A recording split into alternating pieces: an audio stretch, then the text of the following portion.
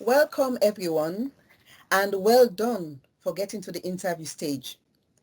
This video aims to give you information about the interview process with hints and tips about how to prepare for the interview. So my name is Yasmin Sise. I'm one of the clinical skills tutors on the Operating Department Practice program. And I've got one of our students here with me. Yep, my name's Alicia. I'm in my third year at Anglia Ruskin studying Operating Department Practitioner. Right, Alicia, how are you doing today? I'm all good. Bit chilly. It's winter. All right, let's get started then. So I guess the first thing I think we should talk about is why do we interview?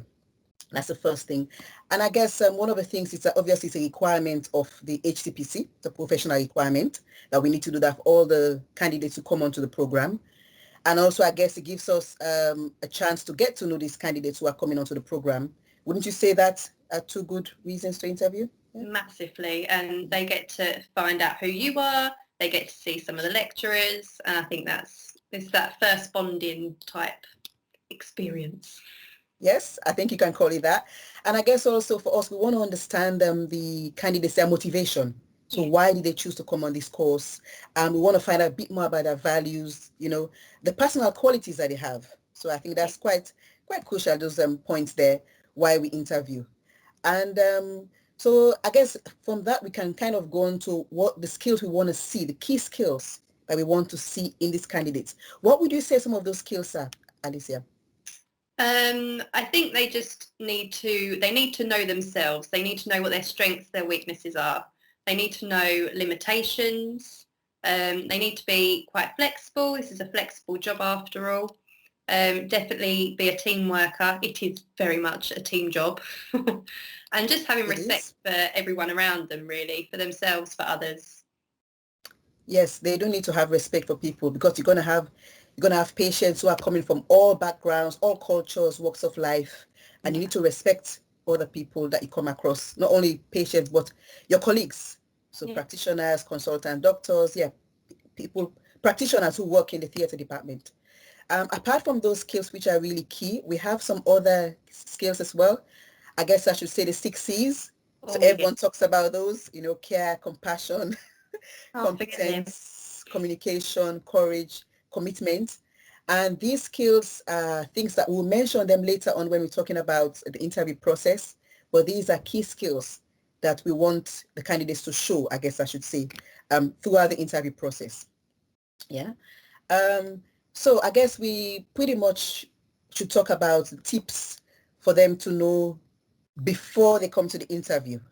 So I guess for me, I'll start out off saying that the first thing is candidates should research a professional role. They need to find out more about the role. What does it involve? Not just turn up on the day and not knowing anything about the course that they're gonna study, And I guess they can get some information about that on the website. So for example, the Health Careers NHS website. I know our university website as well has a lot of information about the course, so they can check that out. Mine actually, for prepping for it, that's where I got everything. So that's where you got yours. Okay, yeah. It's a very good site, lots of information and also some links. So some links to external other sources where they can get information as well.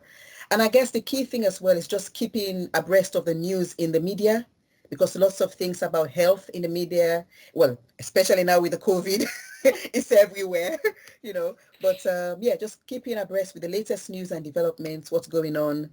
So I think those are the key things that before they come for interview that they should do.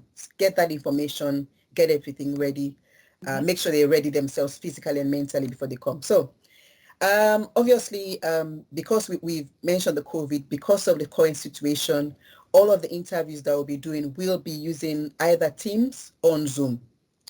And so, of course, before this period, we used to do face-to-face interviews. I guess, Alicia, you had a face-to-face interview, didn't you? Yeah. What is face-to-face anymore? Well, yeah, so there will be... Yasmin, it's okay. I guess things change. We have to change with the times anyway. So each of the candidates, we do allocate them 30 minutes time slot. So they come in for 30 minutes. Obviously, they'll get sent a link to access the interview, whichever platform we use. And I guess the one key thing that I would say that they should have on the day is to have their photo ID ready. Yeah.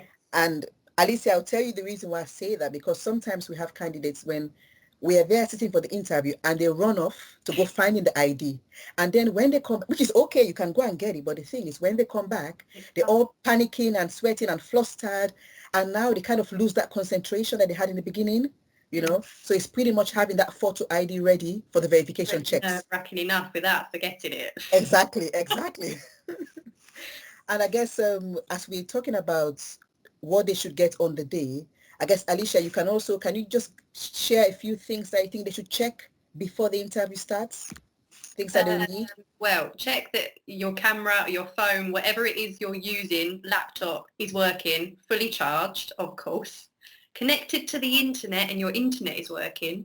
Because thing like that, it's very annoying. I've had enough lectures through Zoom now. Ideally, if you can find a quiet room, just so you're uninterrupted, it keeps that peace of mind for you as well. And yeah, if you can, make sure that you're in interview clothing would be nice. I think it sets you up as well. It makes you feel like you're attending an interview as opposed to just sitting at home in a room. I think it just sort of mentally puts you where you're supposed to be. Yeah, and I think when you're saying about wearing, the dress code, I should say, I guess for me, the one thing we should mention maybe on here is not to have their PJs on, because, top half, but look presentable, even though they're at home, they're still attending an interview. Mm-hmm. So it's making sure that they have professional, smart dress, not PJs. Well, the bit that we can see anyway. Yeah. So I guess the next steps then is looking at what we need for that interview. So before the interview, we send them, being that it's online, we do send them a research question. So on that research question, we would like all the candidates to complete that and then send that back to us before the interview. Because really and truly, I know you did that, the research question, you did that on the face-to-face on the day. But these candidates have the chance to do that beforehand and send it to us. And we really want to read their opinion. What is their opinion on that topic that we send them? What is their writing style? And we also want to know their experience, and we will ask them about that, whatever they mentioned, that we do ask about that. During the interview, we do ask about that. Mm-hmm. So I guess at this stage, I will mention kind of the process. So we can go through the process of how the interviews, what happens on the day. So usually we have a minimum of 2 on the panel. So sometimes 4 on the panel. So that can be academic staff. It can be some of our practice partners, as well as service users. And it's pretty much just to make sure that everyone is represented on the panel. And it's not to intimidate them or make them flustered, because we want to have good candidates on our program, but just want to make sure that it's quite unbiased, that we have different views to kind of balance things out. And on the day, so the candidates, what we usually do, Alicia, because I know you didn't have that, but we usually give them like a choice of scenarios to choose from. And they will choose one scenario. And then what we're really looking at is to see how they approach those questions, the answers they give us. We want to see their communication skills. Yes. We're looking at what decisions are they going to take based on the scenario.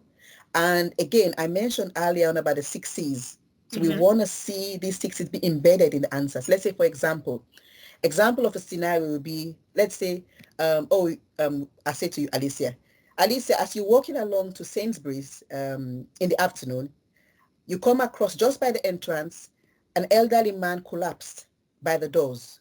What will you do? I'm definitely not running away.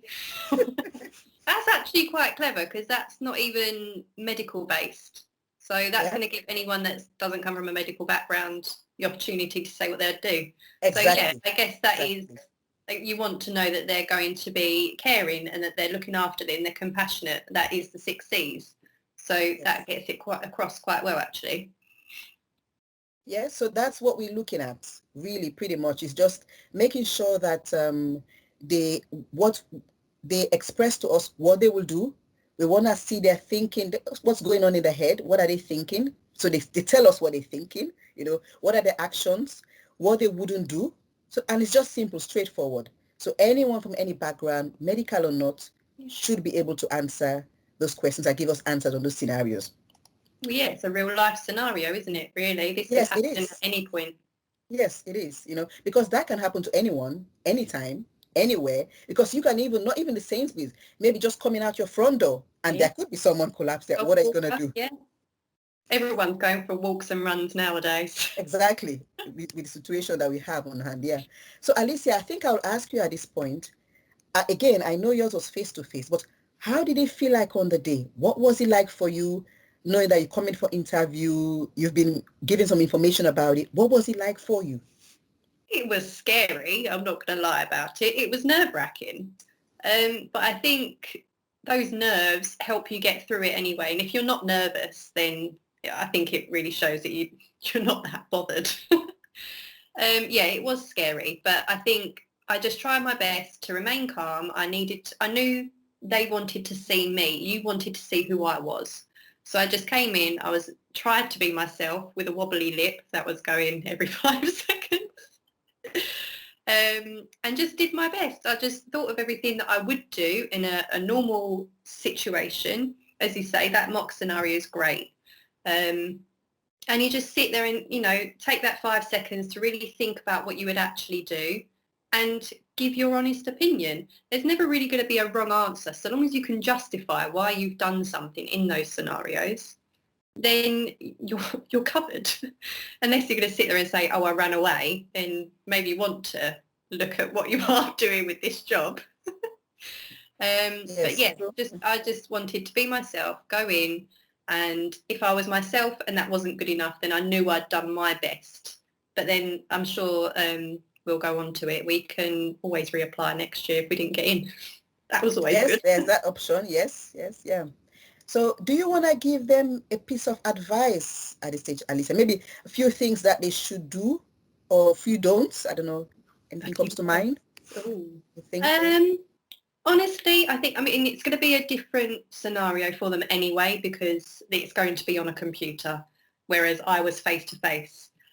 So I guess you already have your home around you. You're in a sort of a comfortable. You're in a what's the word I'm after?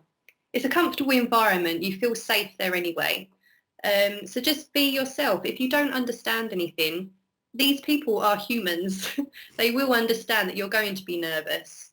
So just go in, be yourself. If you don't understand something, just say you don't understand. And I'm sure you'll be nice enough to rephrase it. We do rephrase exactly. questions. Yes. You're not that mean. We try to be nice, yes. But yeah, just try and relax, breathe through anything that you're not sure of, and just be yourself.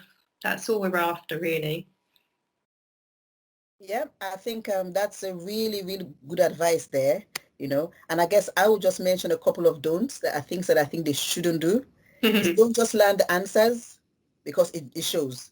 We want to hear your own experience, and the second thing is, please don't get someone else to come and do the interview for you because we'll check the ID and we'll find it out. And the last thing I think I'll say on that is, please be on time. Yes. Please be on time because you're going to be at home anyway. So please make the time 10 or 15 minutes earlier. Make sure you're ready to log on. Like Alicia said, all of the checks that you would do for the internet, your microphone, all of those have been checked. Be there already, And if for whatever reason, when you've checked it all before, it's working fine, but then when you actually log on, there are problems, don't panic. You still have time. We will wait. So don't panic and say, oh my goodness, I checked it was working and now it's not working. We still have time and we can still sort things out. Yeah. Absolutely. And you have our emails. We will send our emails so you always be able to communicate with us to tell us if there are problems. Yeah. So I think we've covered pretty much what happens for the interview.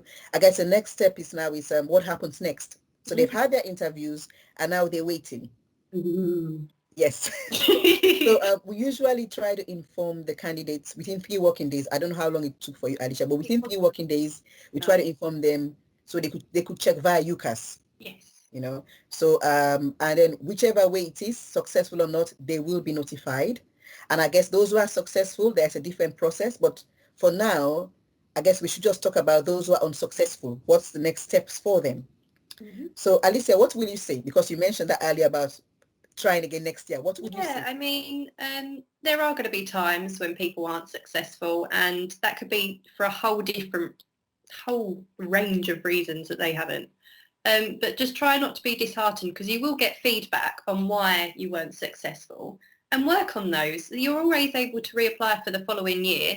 Take it as a learning curve. It's experience. You know exactly what they're after for next time, and you've got this feedback as well. So you're almost in for the running for the next one. It's true. It's true, Yeah, yes. and the lecturers that you're talking to and having the interview with, they might actually suggest that you're on the wrong course and put you on the right path, what course they think would be better for you. So might get a new career out of it. Well, exactly. Maybe something that will suit them better, you know? Exactly. So, and I think, as you said, the feedback there is so crucial, because we do, during the interviews, we do make notes on what we think they could improve on. So it's pretty much like you said, it's just giving them kind of like a blueprint of what they need to go and prepare to come back again. Yeah. Well, for those who are successful, so what happens then is they need to decide, I guess, to accept the offer. So if they've decided we've done the interview, they were successful, they decide to accept the offer, and then I guess the next step is just sorting out their accommodation, where they're going to stay, doing all the mandatory paperwork, DBS and occupational health. And then, and if there are any changes to their circumstance, I guess to let admissions team know. And the occupational health is going to be more important than ever now. I mean, Exactly. It was important when I started, but now even more so, just to keep them safe and healthy more than anything. Yes, that's true. Yeah. And I guess the other thing is, once they've done all of that process, they get invited to a virtual applicants day. So that's sometime in February or March, where they get to meet all the other applicants who were successful and accepted a place on our course. Yeah. So I guess that's something to look forward to, because you get to meet your colleagues, your friends, potential friends. Yeah. So I guess what else can we say to them, Alicia, at this stage? So we've told them about the interview. We've told them what to prepare for. We've told them what happens on the day, making sure all the checks, all the information they need, and then what to do for those who are successful and those who are not successful. I guess at this stage, it's just pretty much tell them, if they want to find out more about the course, what should they do? Well, they're more than happy. They're more than welcome to email the university if they have any questions about anything. There'll always be students and staff available to speak to answer any questions they have regarding, I don't know, it might be something to do with finance, it might be accommodation, it might just be about learning at ARU. There is always someone to talk to, and I think that's really important to know, because otherwise it can feel like you're on your own, especially in a world we're in at the moment. So just knowing you've got support left, right and centre is massive. Yeah, that's true. And I guess they have the chance to connect with us on Facebook as well, on the social media platforms, because we are on there as well. So they can connect with us on there, and they'll be able to chat to students or staff on there as well. Yeah, so I think, Alicia, we've covered pretty much everything about the interview. So I guess at this stage, all that's left for us to say is, good luck. And good luck to all of you. All the best. Bye. Bye.